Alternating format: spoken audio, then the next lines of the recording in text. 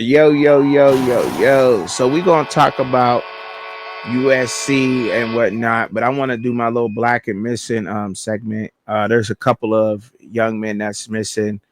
And why do I do that? Is because there's a disparity in media coverage. A lot of minority children are initially classified as runaways, and as a result, they do not receive the Amber Alert.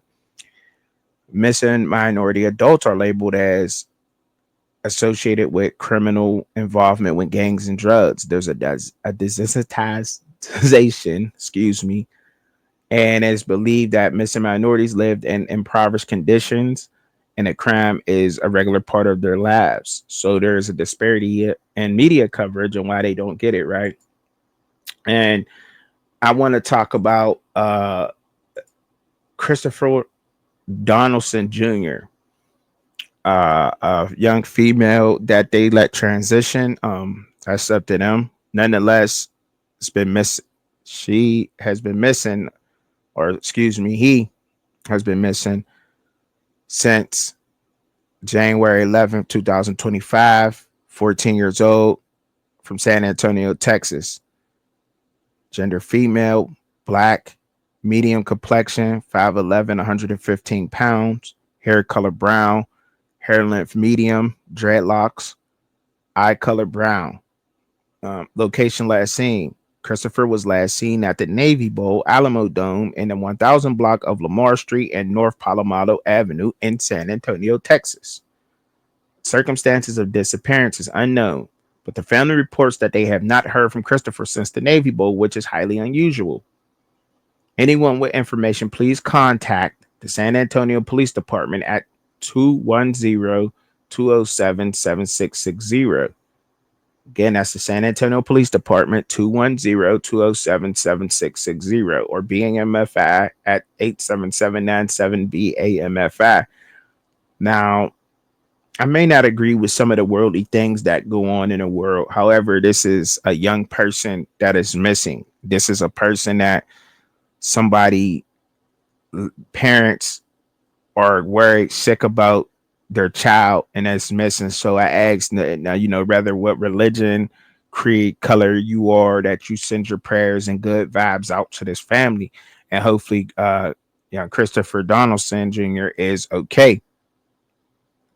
And as reported up, but to hear, to know that this individual went missing at the Navy Bowl Alamo Dome near that area and during the Navy Bowl, and we haven't heard about this in the national media, is beyond me. And that's exactly what I mean by the disparity in media coverage. This is the Alamo Dome, the Navy Bowl, not ESPN reported on it. No sports channel has reported on this except Sports with Truck and Chubby. This should have been on somebody's radar, regardless of who and how this person chooses to live their life. It has nothing to do with it. This is a child, somebody's child that is missing. It's a black child nonetheless. And this is one of those situations, and they do things in this world. I don't know if they do them purposely or not to say little things, but I just want to send prayers and good vibes out. And I feel good that I was able to do my part. So if anybody got any information upon Christopher Donaldson Jr. that went missing, then at the Navy Bowl, the 1000 block, once again, Lamar Street and North Palomado Avenue, and you seen this picture right here, please contact the San Antonio Police Department at 210-207-7660 or BMFI at 87797-BMFI. And I'll zoom in on the picture so y'all can all get a good look at it. All right. And I just want to thank y'all. So thank y'all for taking the time out for that. Now I'll get into this USC hire. USC hiring former NFL head coach Rob Ryan. Rob Ryan has been in the NFL for years. It's been years, 20 plus years that Rob Ryan has been around. US Paolo Malo Ughetti from ESPN wrote this just today. USC is hiring and former NFL coach Rob Ryan to be the Trojans' new assistant head coach for defense and linebackers coach. The school announced Saturday Rob Ryan is one of the most accomplished defensive coaches in NFL history. USC head coach Lincoln Riley said, with over 2 decades of NFL experience, he will immediately bolster our staff as we continue to climb here at USC.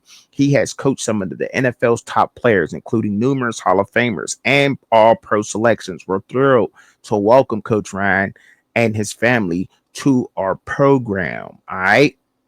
Um, like we all know that like Rob Ryan going at USC is, I think this is a good thing for college football. Um, not just college football, but a good thing for USC to try to land some top talent out there on defense and try to establish USC. USC should absolutely be better in football. I think college football is better when you got Oregon that is good, USC good. One of those California teams has to step up. One of the California teams has to step up. There's too much talent in California when it comes to football alone for an out west team not to be representing and the college football playoffs. I mean, we did have one in Arizona State, you know what I mean? But California is too good, and to not be landing a lot of the local talent, it is beyond me why and how. And I get it. I get it. It's easy for these young men to want to get away from home, but there got to be some kind of system or setting up something. Somebody by now had to figure out a way to try to lock down the local talent. Like you got schools as big as University of Texas, Texas A&M, Miami, Florida. Well, you got these big giant universities like this, USC, UCLA, and you letting your local talent get away. Like those are three of the biggest football talent states there is, right? California, of course, is huge. Of course, Texas is huge, and of course, Florida is huge, right? Like you should be able to lock down your talent alone in your state. Worry about your state first. You know what I mean? And then go outside. Like I don't see how you can't lock down. I see, like I do understand that you want to get the young men away from home, and a lot of them do want to go get away from home. But USC should be locking down a lot of the best talent coming out of California. There's no way that I don't understand how they're not doing that. And I think that, and it's just not USC. It's a lot of other colleges. Like I said, you got Texas doing this, making the same mistake, and you also got the Florida schools making the same mistake. For my history of looking around, the University of Miami was so good because they locked down a lot of the local talent. Those are all Florida boys. Deion Sanders, a Florida boy, went to Florida State. Believe Warren Sapp was a Florida boy. Michael Irvin was a Florida boy. There's a lot of, you know what I mean? Like those teams are great down there at the U because they locked down their talent first. They locked down their hometown first. They locked down their city first, their state first, and then they worried about everything else. You know what I mean? And I think that's how a lot of things should go, right? Should be able to lock that talent down that's nearby without a doubt. And the fact that you're not able to do that is why a lot of these teams look the way they do, especially these teams in California, Texas, and Florida. So that's where a lot of the talent comes from. I mean, you even look at a lot of the up north schools, like they get better because they do good with recruiting the South. They out recruit the South at recruiting, which is crazy, but they do it, and it happens every year. But this hire at USC, I think it may be some of these young men look at this and they say, you know what, they're actually trying to build something there, and I might get this a chance. But you need more than just Rob Ryan being there. You need more than just Rob Ryan. And I think that's why Colorado is getting people there because of the names that are there. You got Pat Schumer there. You got, I think Mike Munchak was supposed to come in the office line. I don't know who's going to come in and help the office line, but there was rumors of Mike Munchak doing that. You got Robert Livingston there right now. He was coaching the Cincinnati Bengals. You got all this NFL talent around. Warren Sapp helping him out with the defensive line, with Coach Damon and all that. Like you got, you know what I'm saying? Like all these NFL guys in different departments is why you can draw some players there on top of the name, image, and likeness that you think that you can get out of Colorado. But and it can happen if you're playing well, but if you're not playing well, then you just won't. But it can happen.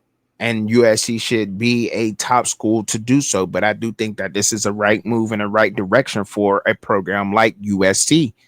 This is a perfect thing for this university. I'm glad to see this happen. Rob Ryan is the dog of a coach, old school, traditional, more traditional type of guy.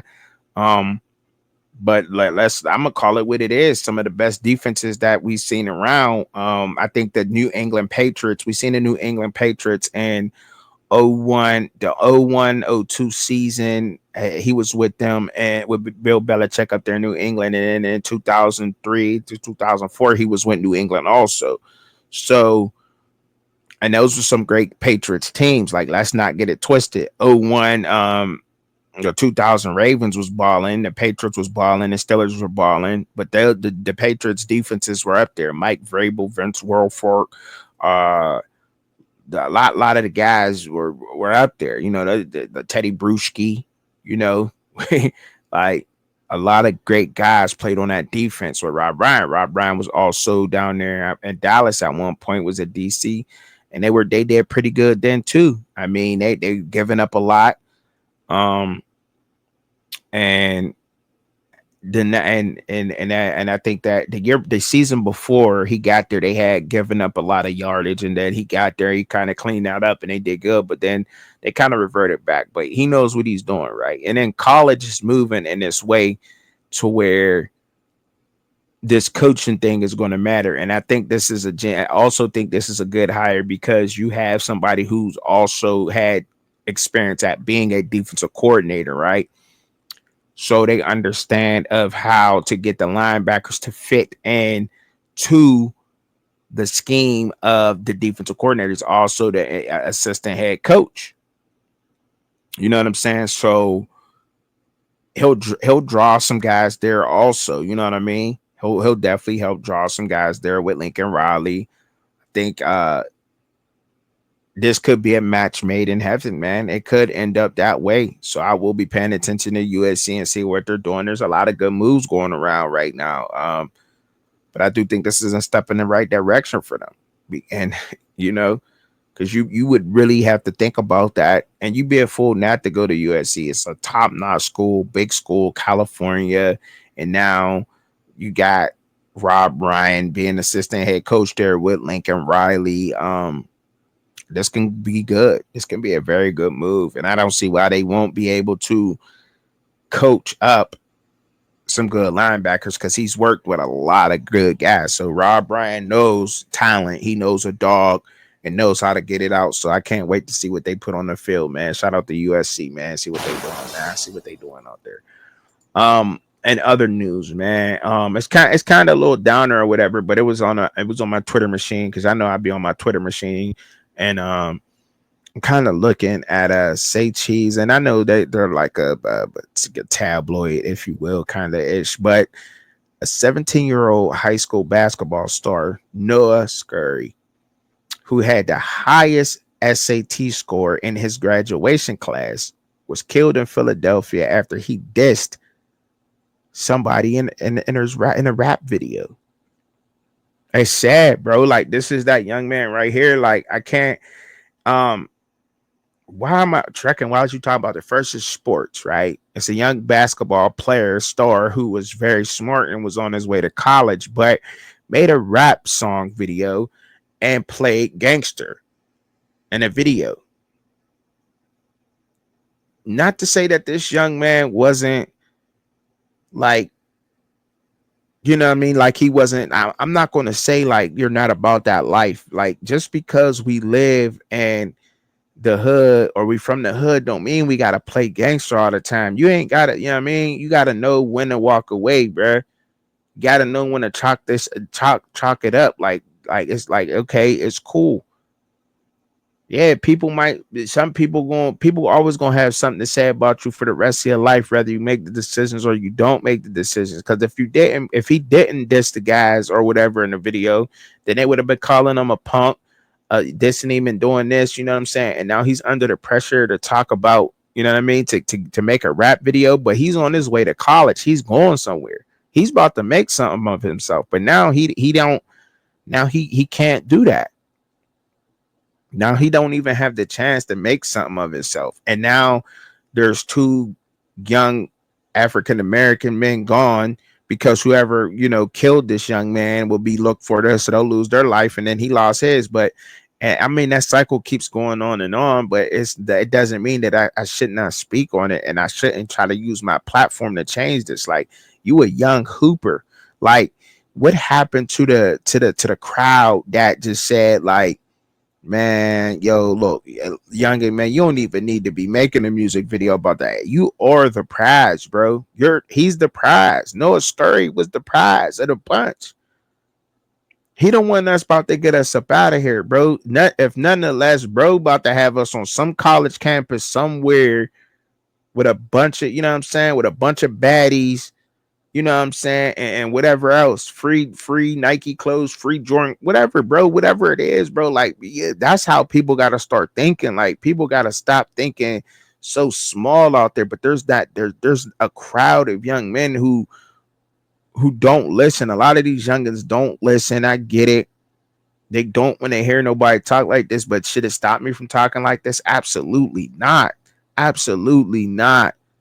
And I know y'all don't want. I know a lot of people don't hear it. It ain't gonna get clicks, trucking. People don't care. I don't care about clicks, bro. I don't care about the clicks and the likes and all that stuff. No, I don't. Like, you gotta stay authentic. You gonna take me for who I am. I believe that some of this stuff that I do may be timeless, may never run out of style. But nonetheless, send the thoughts and prayers out, T's and P's out to Noah Scurry's family. But there's somebody's crew in whatever neighborhood he's from. Y'all ought to be ashamed of yourself out there in Philly, bro. Like, y'all shouldn't even have had bro involved. Like, you know what I'm saying? Y'all shouldn't even have bro involved in none of that. And none of that. And because he doing something. He doing something. But see, the minute you doing bad, everybody there for you. Friends, family, whatever. But when you up, you know what I mean? People, it's not that you that change, the people around you change. They may feel like you feel like you're doing better or whatever else, but sad, man, to see that go down, man. Had the highest score in his graduation class, basketball star. Probably could have went to like Brown University, could have got into the Ivy Leagues. Anywhere, you know what I'm saying? Don't matter. Wherever he wanted to go, he was about to go. And now that's not happening no more. All because of whatever, bro. It's crazy, man. It's crazy. It's crazy, man. Crazy, crazy, crazy. I just can't understand it. And there's also in college football news, right? Because this is what I'm on my college football news tour right now, right? It's been sad, and I've heard about people people talking about Travis Hunter actually going and to the portal and seeing how much money he got. This is a real thing, y'all.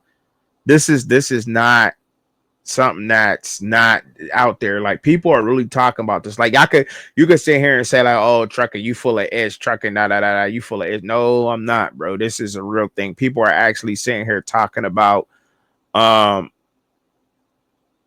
people are actually talking about Travis Hunter, because he came out and he talked about it a little bit.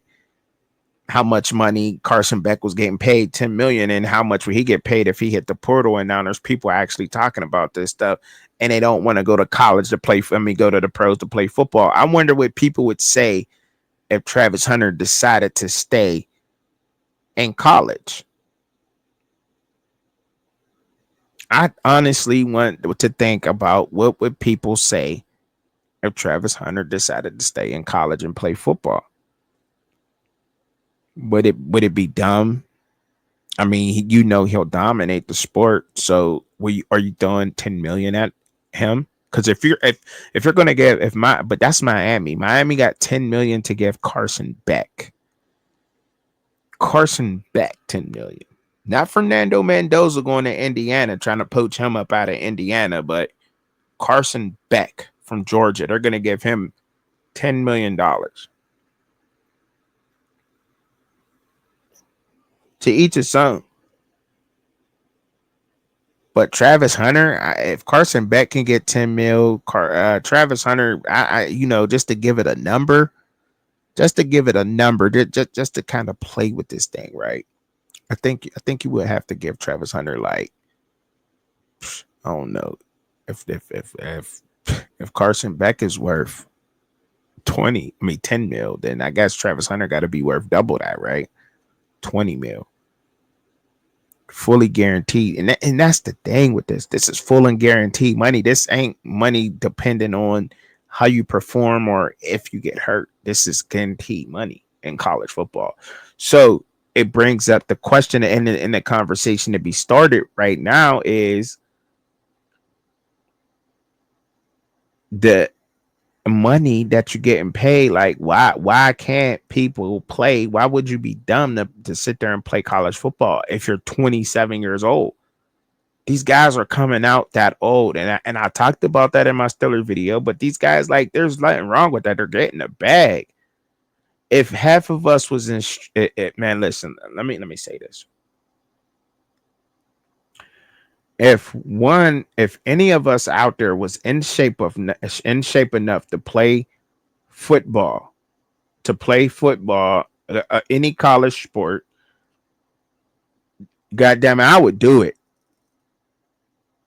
I would do it. I'm not like, look, I'm straight up not even playing around. I would definitely do it. I wouldn't care what nobody had to say, how old I was or whatever else. They're giving out a bag to players that could benefit a team and NIL, and that's just the bottom line, is getting at this bag, man. Like, that's the thing. Like, you don't want to not talk about. That's crazy to not even want to talk about it, bro. And people get mad about it when they talk about the bag, the players, and the teams, and these guys being so old. So what? The JUCO ruling, it hasn't even really came out yet, anyway. But if you're gonna let one guy do it, you're gonna have to let a whole lot of other guys do it. So whatever loophole that he just opened up another door, because you can't let one guy, Diego Piava from Vanderbilt, go to a JUCO, come from a JUCO and get another year of eligibility. Like, there's no way there's no way that you can do that for anybody else. You have to do it for everybody else now, because now this is this is a stature now it became a ruling. It was a judgment. It came down like, this is a case that you point out and you say, the state versus Booker T, or you know what I mean, and back in 1981, you know what I'm saying, back in 1961 or whatever, you know what I mean, like, you got the example of what I'm saying. This is something that you point at now. This is Diego Piava versus the NCAA in 2024. Like, you keep bringing this up, and this is the ruling. Once a judge makes this ruling, it's hard for another judge not to respect that. And if a judge doesn't respect that ruling, then that means that the judges have respect, and they have respect for each other. So if one judge is going to come down with the ruling, then he got to rule for another student. So they might as well just make this count, period. And that's why I think a lot of people are just jumping over jumping the gun, and putting the cart before the horse in this type of situation. And everybody's just speaking and saying, well, we might as well just let all JUCO players do that. So no JUCO time counts. So go ahead, go to JUCO for 2 years, enroll and get your NIL up and get your tape up, get a big bag to go into a 4-year institution, maybe do a year there, one and done if you're that type of guy. But then you could go sign that 2-year contract with a 4-year organization and get the big bag. Probably get, you know what I'm saying, fully guaranteed money, by the way,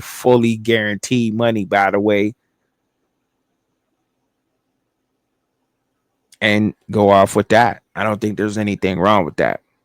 Now, Mike Nicastro, from Mic'd Up Sports, shout out to him, man, doing his thing, man. I follow him, man. He followed me back. I'm not that important to a whole lot of people, but the couple of people that I am important to are somebody out here in the sports world, right? But so he says a seriously realistic scenario that could alter the course of the Steelers franchise. Being able to get Emeka Egbuka, 21, and then Travion Henderson at number 2. I mean, at pick 52. Yeah. I've been saying this. I said this earlier. We